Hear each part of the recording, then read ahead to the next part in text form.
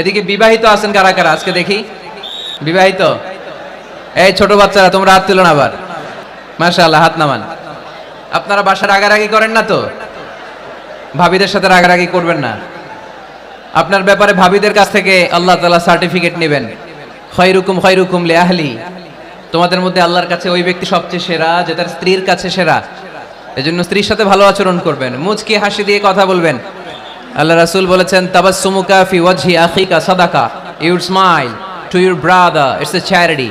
তুমি তোমার ভাইয়ের দিকে তাকিয়ে যে মুচকি হাসি দাও, ওই মুচকি হাসি দিলেও সদকার সওয়াব দেয় কে?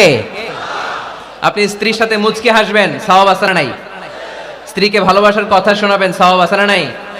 এমনকি আল্লাহর হাবিব বলেছেন, অফি বুদআ আহাদিকুম সাদাকা, তোমরা শীতের রাতে স্বামী স্ত্রী যখন এক কম্বলের নিচে সময় কাটাও, ওই সময়গুলোর জন্য তোমার আমলনামায় সওয়াব দিয়ে ভরে দেয় কে? এজন্য আজকে থেকে মুচকি হাসি দিয়ে কথা বলবেন, আগে সালাম দিবেন। স্ত্রীকে আগে সালাম দিতে রাজি আছেন তো? আল্লাহ রাসূল সাল্লাল্লাহু আলাইহি ওয়াসাল্লাম ওনার স্ত্রীদেরকে আগে সালাম দিতেন।